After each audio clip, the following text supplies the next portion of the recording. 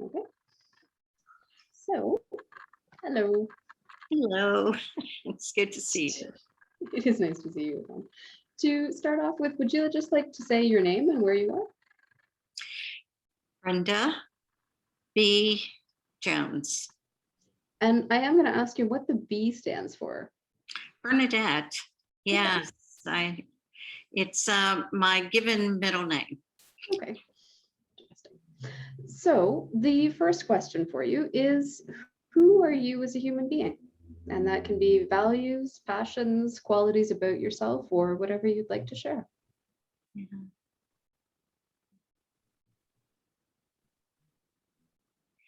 I'm the first thing that came up for me is I do love life, that I am a person that's very grateful for this life that I have, and that I get to each day make it a better day, at least as much as I can. I am a person of integrity. I feel particularly in the work that I do, that we do, that having integrity is a must. I think when we're working with ourselves, working with each other, that the way that we get credibility, the way that we stay authentic, is to have integrity. And it's pretty easy for me to do. I teach. I believe in education. I see myself as an educator. I teach. I've wanted to be a teacher ever since I was in school, in elementary school, and had, to me, some of the best loving educators that we could have, and I'm glad that I am teaching. And I teach on a college level. I used to teach in a degree program, now a certificate program because of my travel. I am very family oriented. So my husband, my children, my nieces, nephews, cousins, sort of the whole family for me. It's part of what's missing for me right now, is having us come together. The whole family for me is important, in addition, though, to friends and colleagues. One of the things, again, that I appreciate about what we do is that we build these incredible relationships with people that mean a lot to us. I love my work. I am a organizational consultant. My orientation is from a Gestalt perspective. So for me, that has made the biggest difference. I studied organization development and Gestalt theory and concepts and practice at the same time. So they're pretty much like hand in glove for me. I would, though, say Gestalt is the framing of what I do and how I do it. And the benefit of having multiple disciplines that get integrated, for me, I think I've been able to do that from my studying and working Gestalt. And I think I am a compassionate person. I believe that people are important. And so that's what I'd say about myself right now.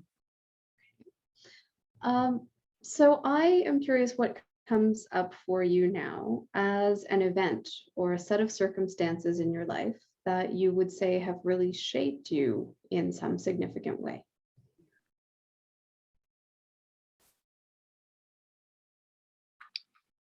There are many. For having been around for a little while, there are many. I do go back to my original family system. My parents. I'm the oldest of four. I have a brother who's a year younger than I am. I have a sister who has passed away 20 years now, and a sister who is 10 years younger than me. And my mother and father were at times struggle, like many families do, in terms of feeding us, in terms of being able to provide for us to have a good education. I remember again how difficult it was. And there was something that I always appreciated about them, about how hard they worked and how they, even in their struggle, wanted the best life for us. At times more than what they wanted for themselves. And that for me was important. And I also believe that I learned about gender equality, about differences, having a brother who was a year younger than me. I also remember how he got privileges, how things were expected of him that were different than they were expected of me. And so that shaped me pretty early in terms of who I have become and what feels important to me, both as an African American woman as well as a woman. Okay. Yeah. So you touched there on a little bit of the issue of gender, and I'm curious how you have come to understand and experience yourself within your gender or as a woman. My mother was a home in the home with us. My mother did not work initially outside of the home when we were growing up. Childcare for four is probably quite a lot. And so mother stayed home, and mother did things, watching other people's children from time to time. She would also do neighbors' hair from time to time. That gave her a little bit of income. I also felt, though, that she was depending on my father.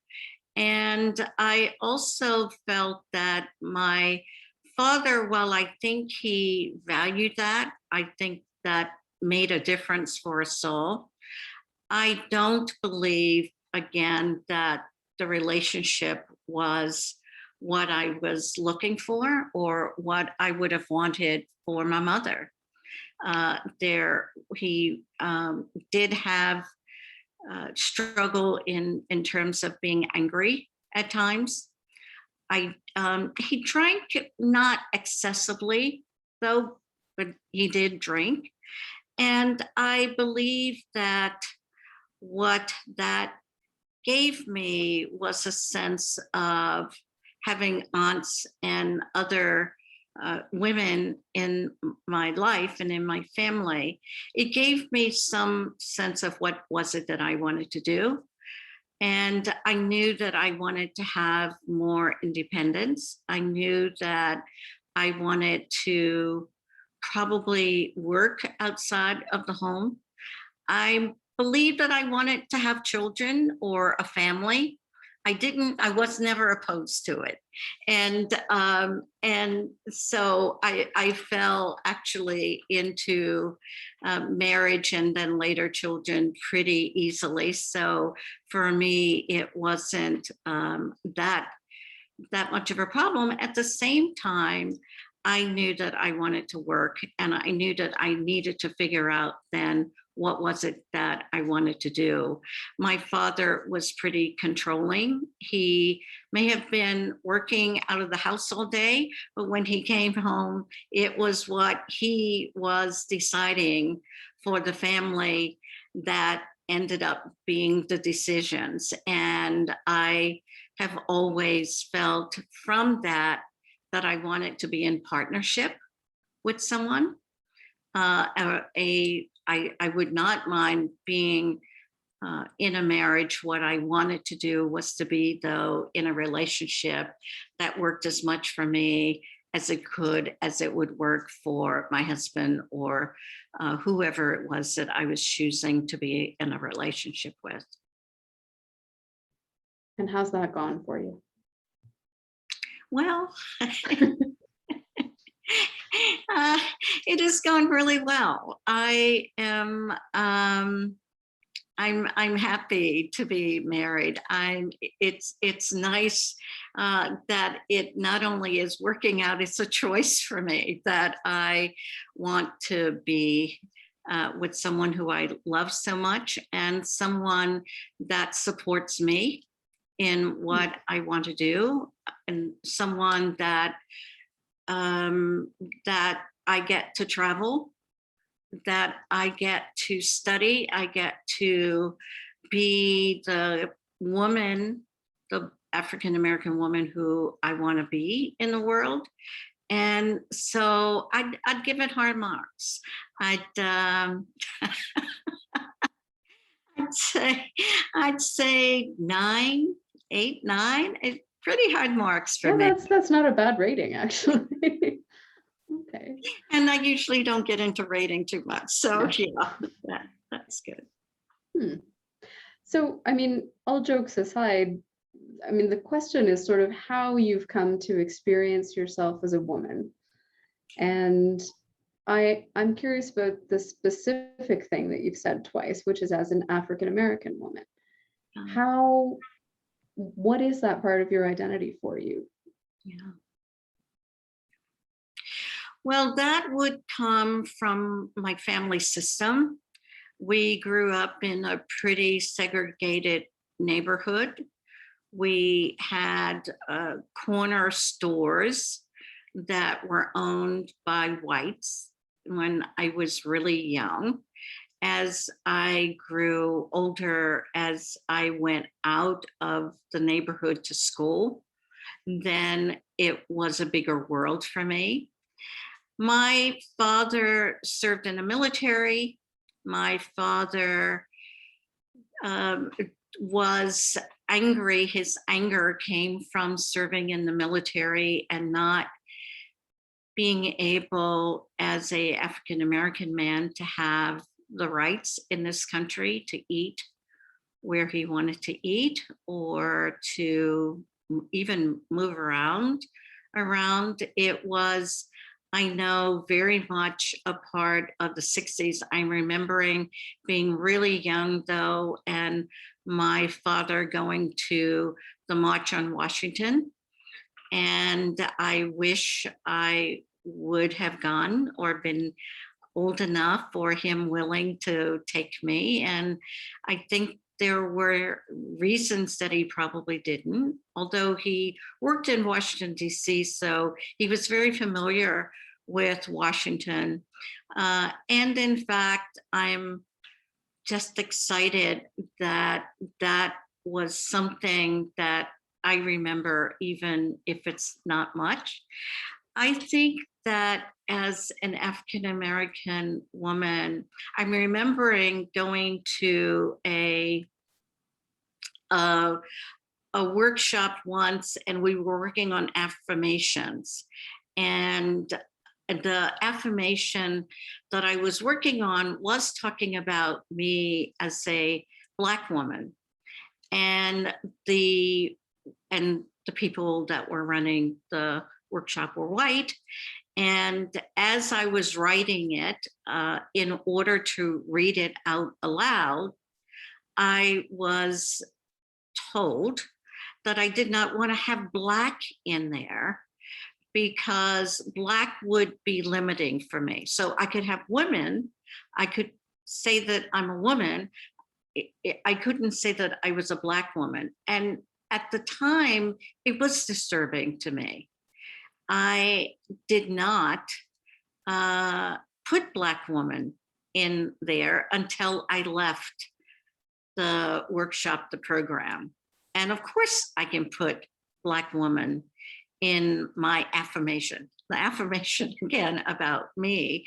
So I do again feel very early on that that I'm clear. I went to a public all girls high school, 750 graduates. So it was a very large high school. In my graduating class, 750 people, 50 were of color. I'm remembering most of us being Black or African American. So for me, brown and Black people or people of color are marginalized in ways that I'm not, I am continuously amazed at. And it continues to frustrate me as much as it did my father. And I would not have appreciated it back then. And I do appreciate his anger and frustration.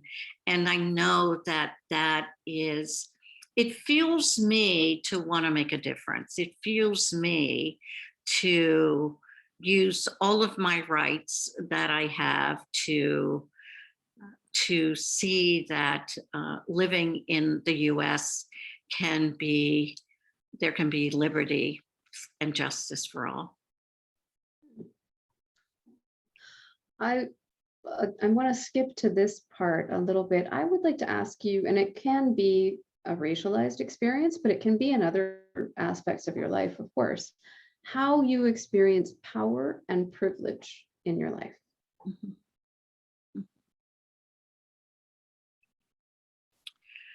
I do feel that the years of working, the years of developing myself, I claim my power. I feel that I have enough power and more than enough power. I've learned that over the years for myself. So I think about positions of power, and I'm thinking about it because I'm working with a client who is the president of an organization, and I'm getting ready to work with him and his team. And I'm hearing from his team about him and his power. And I know that when I am working in organizations and with leaders, that I am challenging to them. I don't feel like I'm a threat. And I also know that it's about how I'm using myself. And that is what I've worked for. That is the way that I want to live my life. It is for me, and we said this many years ago, it is power with and not power over. And so I want to show up in my fullest self and in my integrity, in my authenticity. And if we are working at how does the organization change and transform, then I want to use myself as effectively as I can. And one of the things, again, that I love so much from the Gestalt is that I can be evocative, I can be provocative. And I, as a Black woman, know that being provocative can be threatening. So I'm very familiar with that from the tone, from how I show up, from just about everything about my presence can be threatening. And in the same way, it can also be taken in the way that at least I am meaning and intending it to. My privilege for me is um, is a way again that I get to live my life in with an economic place in the world, that if I look at it in the world, I am extremely privileged, not only again from having English as my first language, from my being able to live in a wonderful community. And some of that is about being a Westerner, and some of it is about living in the US. I don't underestimate that I have privilege in ways that may not come up for me, and I still pay attention to what's the impact of that with others that I'm with. And I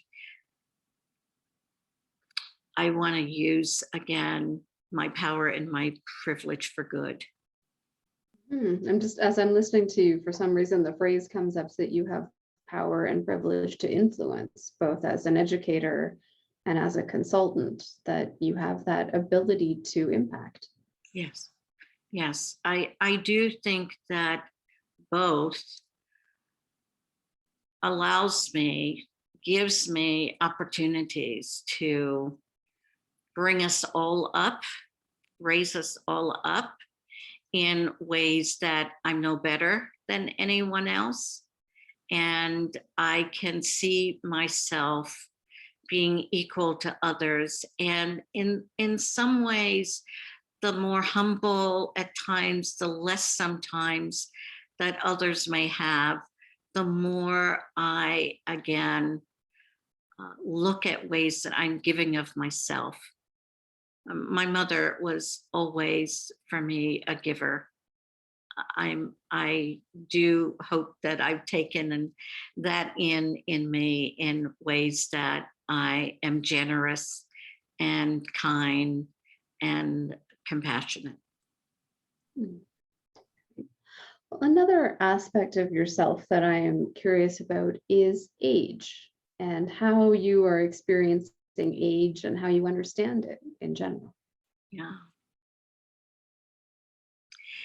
In lots of different ways. I know that the generations that are now coming up would have me. I did not come up with computers. I did not, again, grow up. I did grow up getting a typing course. So by the time computers came around, I pretty much knew the keyboard. So I'm not a two-finger person typist. I mean, here we are, right? So Yes, there is my parents have passed away, and it really is not only about, they lived long lives, and I just loved them in as they aged. My mother lived with us for 7 years after my dad passed away, and she's been passed away 5 years ago. And really, the last for me of her generation in our family, the shock was that it's my generation now. I'm not the oldest in my generation, and yet there is, it's like, no, it's too soon for me to feel like I'm the patriarch or heading a family. I am still wanting to be out in the world. I still am, and it's been real for me. I love multiple generations, and that's what lives in me. I believe that I want to, it's not about age for me. It really is about how I want to live my life. And I would say that Gestalt allows me in some ways, in terms of my knowing and understanding enough about concept series and practice to continue to be the learner that I've always been. So learning cross-generationally for me is fine.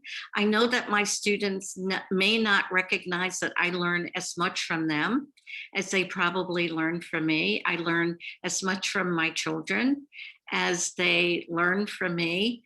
And now I don't need to lead, quite frankly.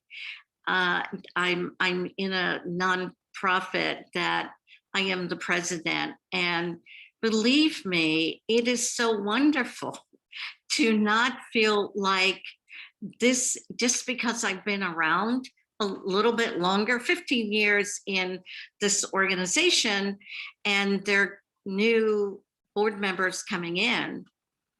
I get excited because I am very willing to share responsibility, very willing to share leadership roles, very willing to not know, be in a place of not knowing and stay curious. So generationally for me, yes, I'm seasoned in my work. I am so pleased to be able, after working so much in my profession, to be in a different place around it.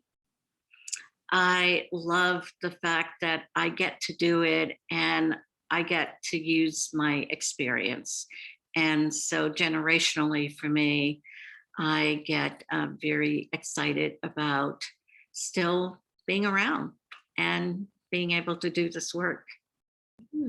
I like that idea about continuing to take in novelty. I think a very Gestalt sort of way of aging is not becoming fixed, right? It's not like I have arrived and now I am this until I die. It seems like keeping things dynamic is a bit of a theme when I ask people this lately. Yeah, it definitely, to me,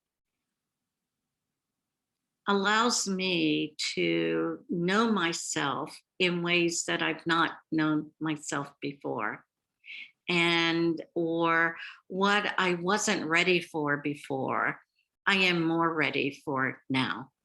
And partly because I'm less invested in the outcome. I don't have such an investment in the outcome. I can manage this or manage that. And what is exciting is that it's new, it's different. Okay. So another piece about the more personal part of you is who comes up as having been a person of significant impact or influence on you in some aspect of your life? Well, I would say most of the educators that I've had have all had an impact on me. I went to an all-girls high school, an all-women's college, and that has given me some appreciation for women and what women has the potential to do, and to some degree what women are still on the verge of doing. So a lot of the women in my life, I would certainly say my mother and my aunt, partly because they were just genuine women who loved life and children, and that has made a difference for me. My father, who, while he was tough and sometimes extremely difficult, I also believed that he was trying to prepare me for the world, that he had an understanding about which I didn't. When I went to Gestalt, a number of the Gestalt faculty had an effect on me. Partly what I was really struck by was that at the institute, we had the clinical and the organizational folks, and how early on there was a lot of crossing over because it was the common ground of Gestalt theory and practice. And then when I got to study in the organizational, with the organizational group, to think again of Elaine Kempner and Carolyn Lucensmeyer, John Carter, Edwin. I just believe that they were breaking new ground. They were pioneers in how Gestalt could again apply itself to organizations and systems, with the value, again, of individual level work, interpersonal work, and group level work. So there were those individuals. And then there were people, when I worked inside of organizations, that would take me under their wing and would, I wouldn't have called them mentors at the time. I would say that they were people that would look out for me, that would be interested in me. I had both of my children when I was internal inside of an organization. I would take maternity leaves and come back. So knowing again what that is like for a woman, and having other women wanting me to still be successful because I was career oriented. I talked about college, and I went to not only an all women's college, it was a Catholic college, and I'm not Catholic. And I just loved the nuns, the sisters there. One was Sister Bernadette, when you mentioned my middle name, and Sister Sharon, who is my sister, my middle sister, who passed away, it was her name. So I had these beloved women whose names meant something to me as much as they did mean something to me. I think I've just been very fortunate that if I have any way of being in other people's lives in the way that people have been in my life, and have been there for me, have shown up for me. I do think that when we talk about making a difference, then I want to make that kind of difference. And I would also, though, mention the colleagues that I currently have in the field of organization development and Gestalt. Marion Rainey, John Hannafin, they're very good colleagues of mine. And even though we don't see each other that often, we know that we're in the world together in a way that we want to make a difference. And I've very much appreciated the way that you have shared your contacts. And I feel like you've let me into a little club as I've gotten to know you. It's been a very interesting piece of this project for me.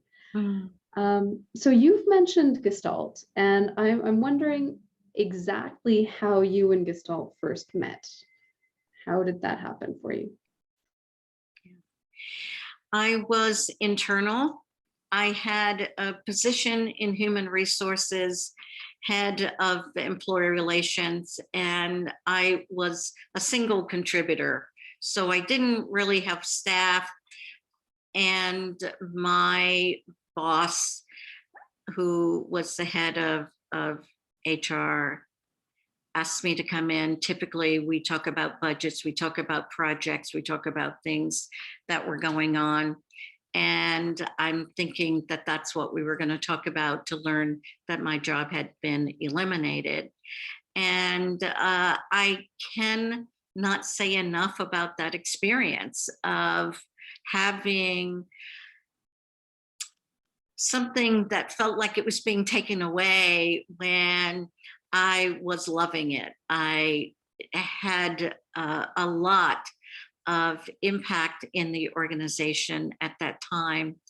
And the two positions that I was offering, one was in the development area, and the other was I was in a financial institution on the other side of banking, of the commercial side, which I would have thought at one point in my life, I would have loved to have gone there because my undergrad is in business. So of course, and then when I had the choice, I went to the development side. We were doing development of managers and supervisors at the time. And I went in pretty much, in saying, I like people. I like working with people. I did not have a lot other than I had finished my undergrad, was beginning to work on my master's. And because I had made that change, when I started working on my master's, it was in the applied behavioral science.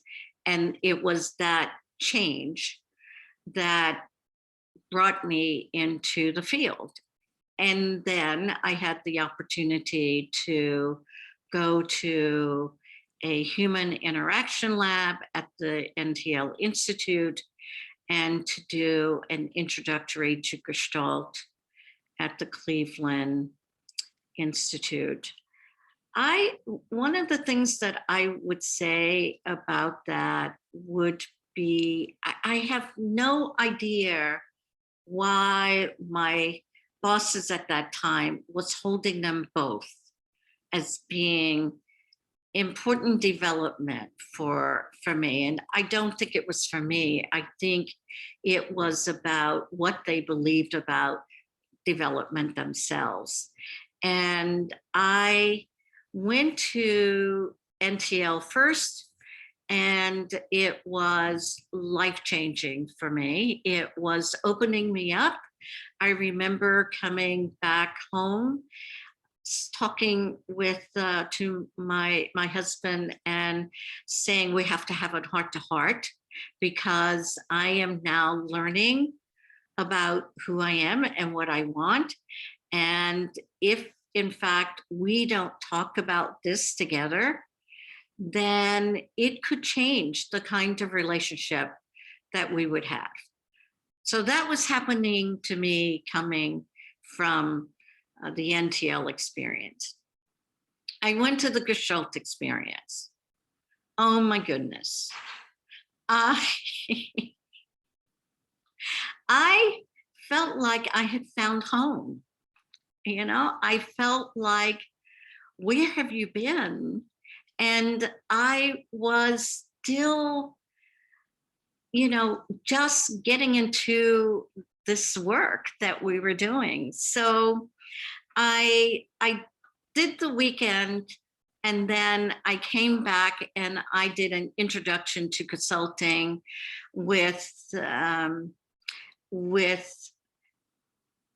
John Cotter and Carolyn Sluckensmeyer. And I remember to this day the question that I asked them, that is quite embarrassing for me now.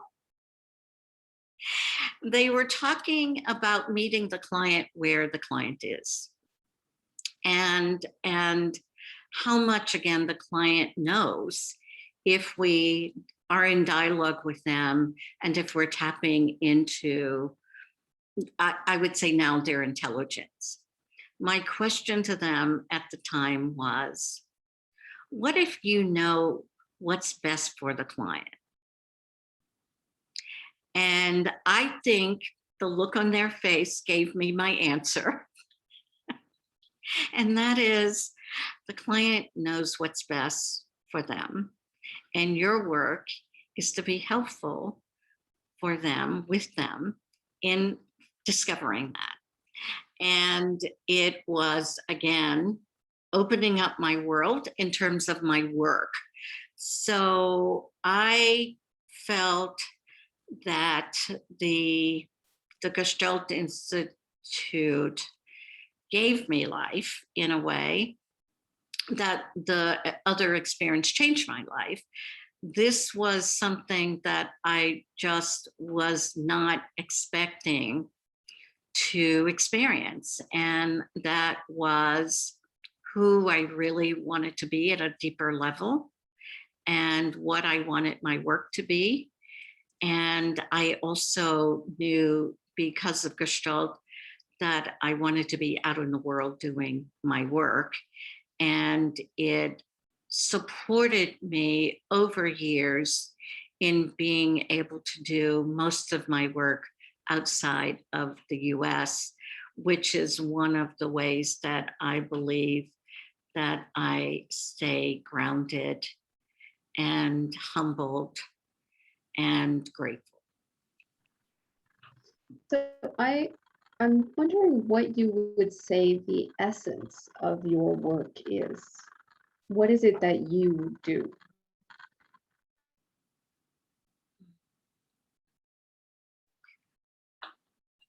So, in an esoteric way, I would say that I work with organizations who are managing a change process and building its capability of leaders.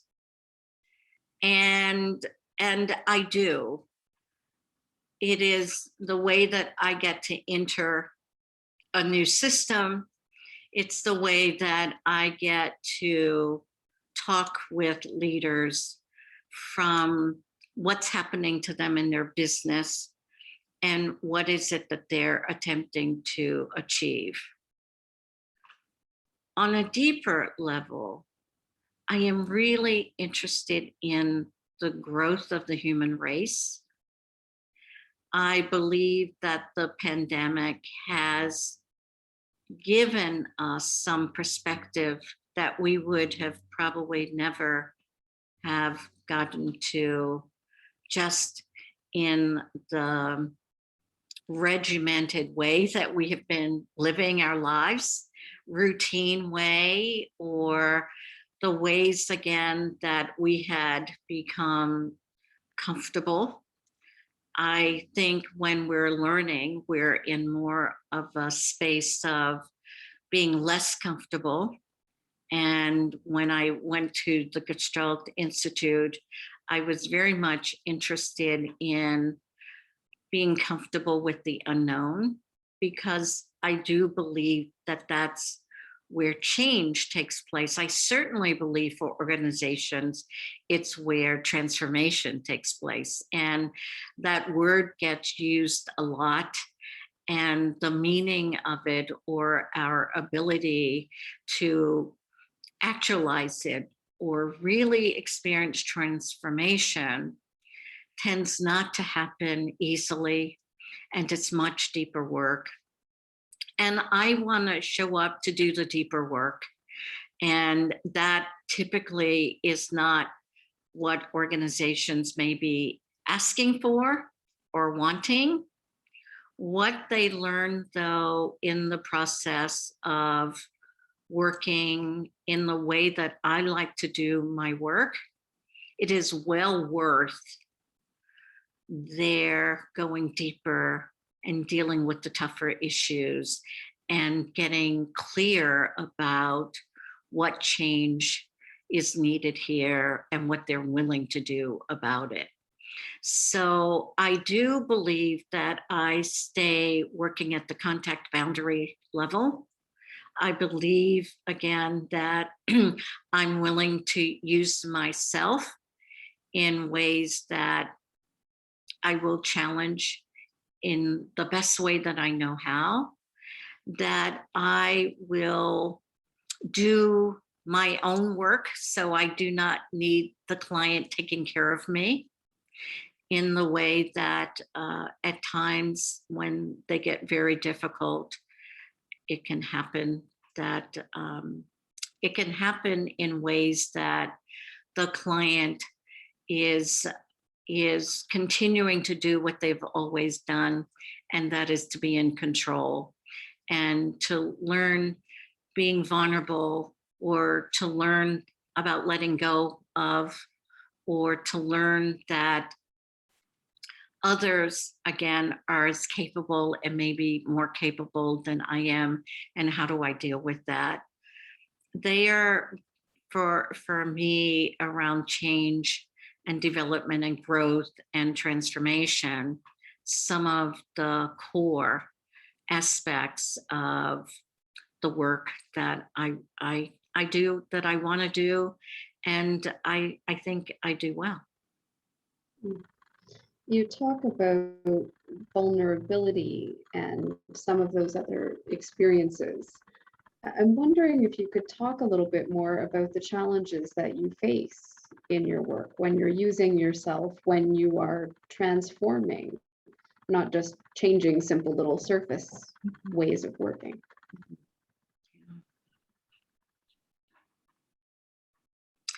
I started smiling because, and this is sort of an aside, I'm remembering when I was doing work at the Institute, and my colleagues, Vicki Winbush and Marion Rainey, and I were doing a workshop for Black women. And my daughter was, while she was just getting ready to go to college, I asked her if she would want to come, and she did. And she came to the workshop, and after we talked about it, one of the things that she said to me was, I was expecting something different. And I said, what were you expecting? And she said that the way that I always talk about Gestalt, it is so big. It is, I mean, she must have expected, again, to walk into this extremely large building or something, and there sat the Institute in this incredibly warm home, and it was a house. It wasn't what she was expecting. And I say that because, in a way, for me, I meet challenges that way. It doesn't matter to me how significant or big the challenge is.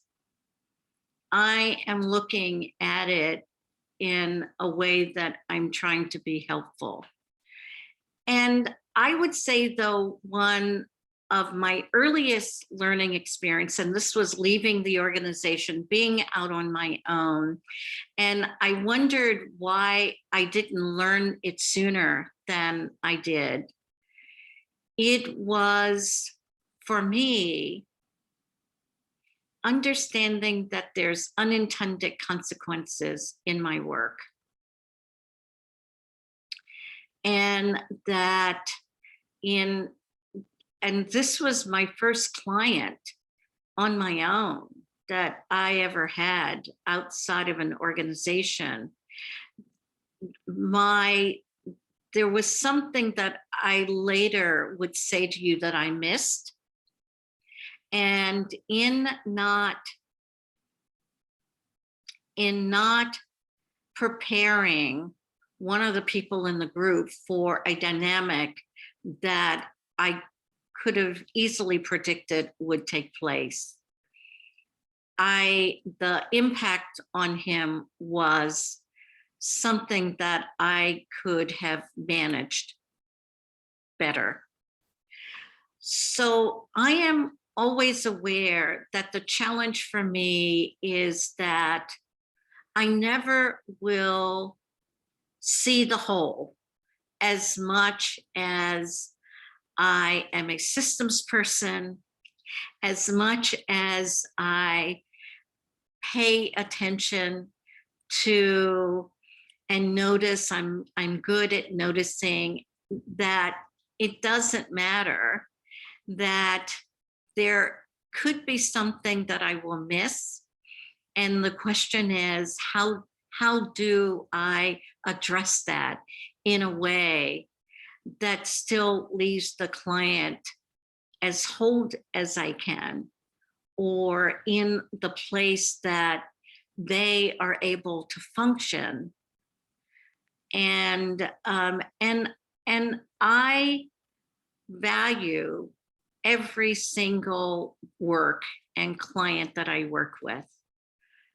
It's never of I've done that before, or it's not the fact that I'm familiar with this. It's I am interested in how do I show up in a way that we are doing the work in a co-creative way, that I can support people supporting themselves and asking for help, and to also for my work and my role to slow us down, speed us up, to know how to manage, again, the difficulties that will exist in group level work, in organizational level work, in subgroup work, in interpersonal work, or even in intrapersonal work. I never feel like I know someone well enough that I will not manage where they are and what their needs are as much as I can. Sounds like you learned very deeply that you don't know better than the client by having asked that question once. No, easy question. You know, we do learn that there's no question that's a bad question. And I did learn from that. And I even in saying it now, I am reminded that I love staying curious, and I love inquiring, and I love learning and relearning. And I also want to get as skilled as I can, as capable as I can at what I do. So I'm assuming you have achieved some substantial level of skill. So I'm wondering what comes to mind as an experience of satisfaction in your work.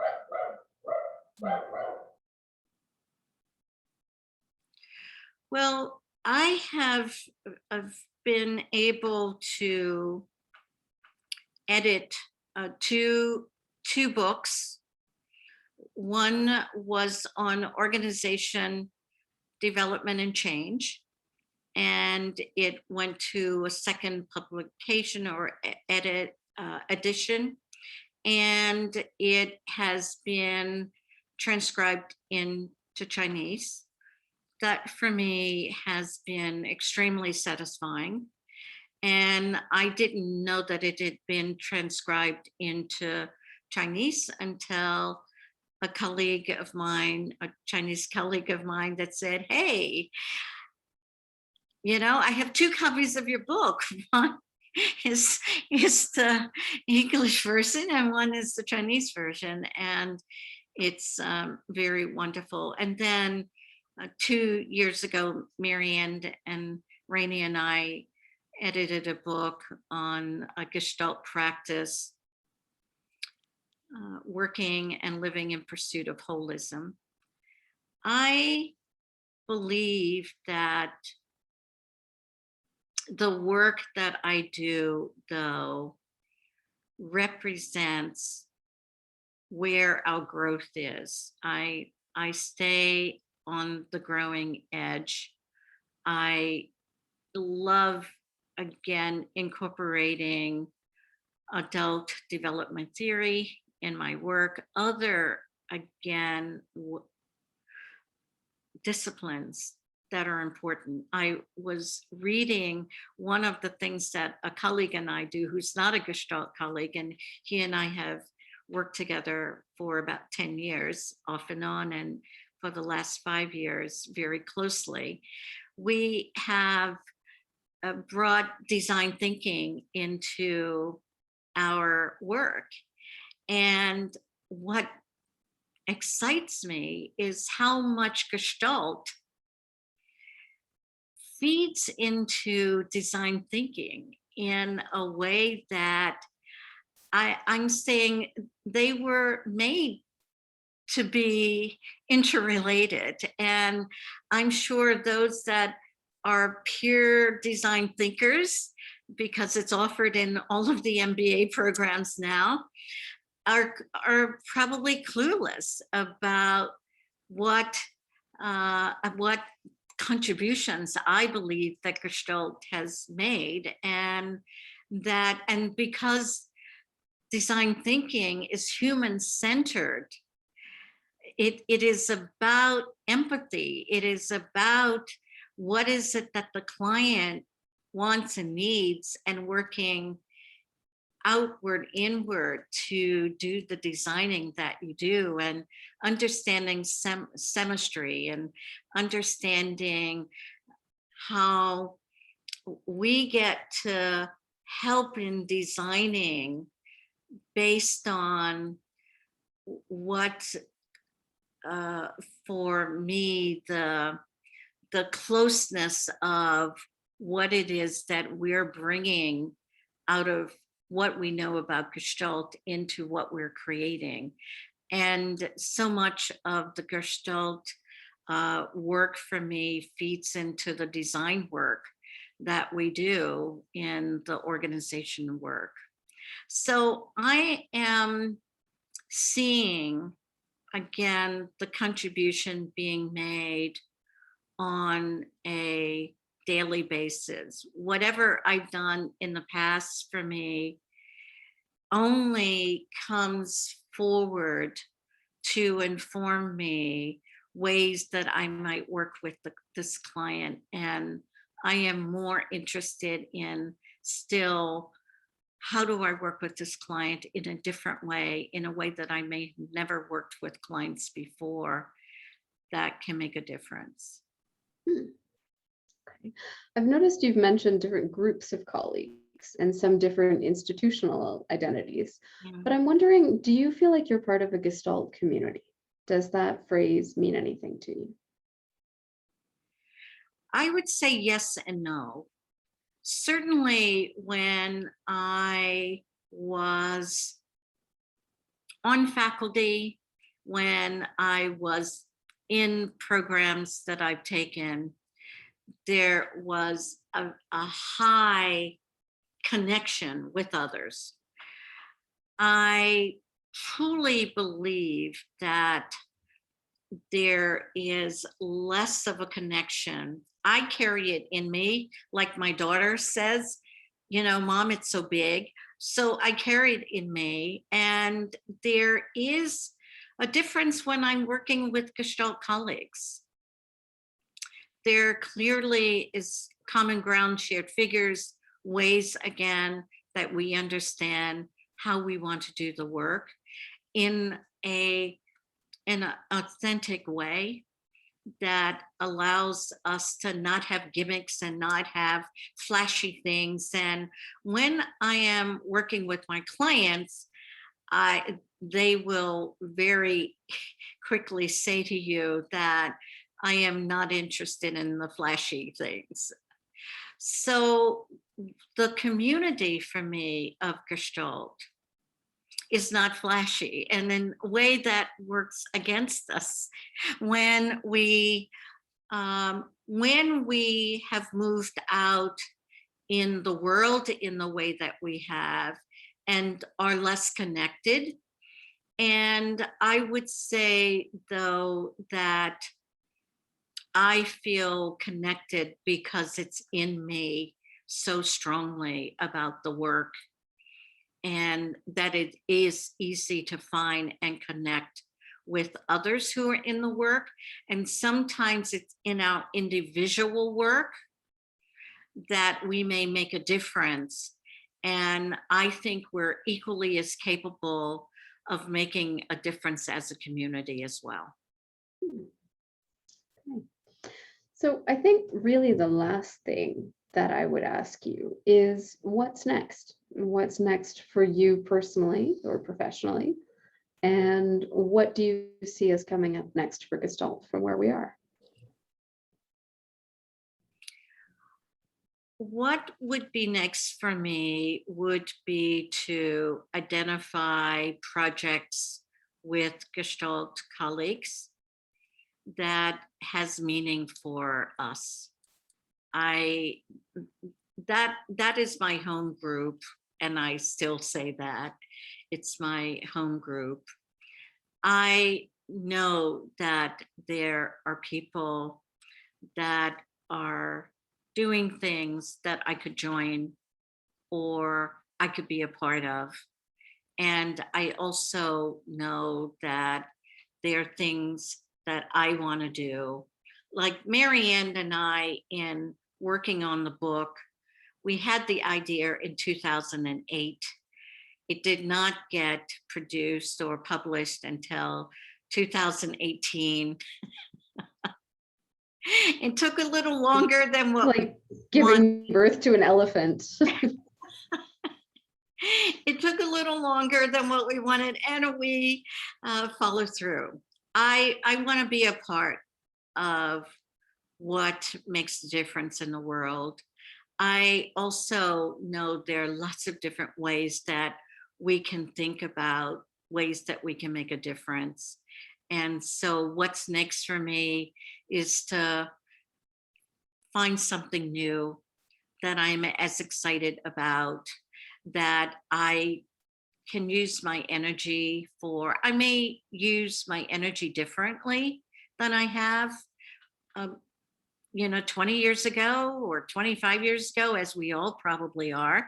And I I had a friend once that said to me that you just like being in the fire. And where else do I want to be? I mean, I want to be where the energy is. I want to stay in motivation, with motivation. And more importantly, I still want to make a difference. Okay. And what about Gestalt? What do you think it's going to be doing next, whatever it is? It is. I think, well, I would certainly, Heather, again say that your series of videos is just wonderful for the Gestalt community and for those that are interested in the Gestalt community. So I thank you for that. I think that there are more ways that the Gestalt community could be connected. Sometimes loosely connected is fine, as long as there is a place where we can find out what is happening. I do believe that the international program that Marianne and Jono lead is just extraordinary. And I have only joined that faculty in the last year. And I am also, though, managing that with other work and projects that I'm doing. So for me, it's nice to be a part of something that I don't need to lead. And that's what I mean by, I do want to know what my Gestalt colleagues are doing. I've been on phone calls recently with several Gestalt colleagues that I haven't spoken with in a while. And I am learning about what they're doing. What is next for Gestalt is that we can continue to use Gestalt in a way that people are growing and developing. And sometimes that is how we're thinking about it differently.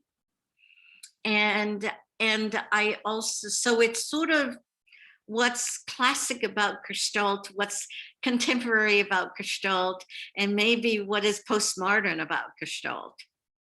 I hope people experience all of that because it's the way it lives in me.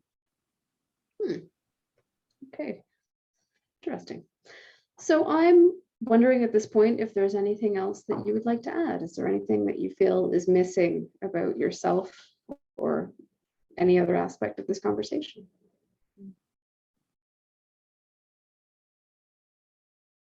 It's been wonderful to talk with you. Thank you, same. It's been wonderful to listen to myself and be in touch with what ignites me, what excites me, what keeps me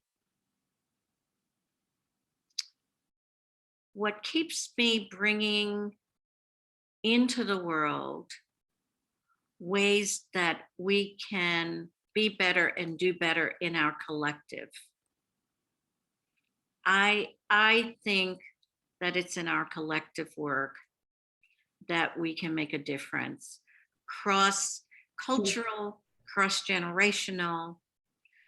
The more that we as Gestalt shows up in those groups, those communities, those countries, for me, I believe the world will be a better place, and I'm glad to be in the world. Thank you. Thank you. I appreciate that. Okay, so we'll leave this here for now then. We will. Thank you. Thank you.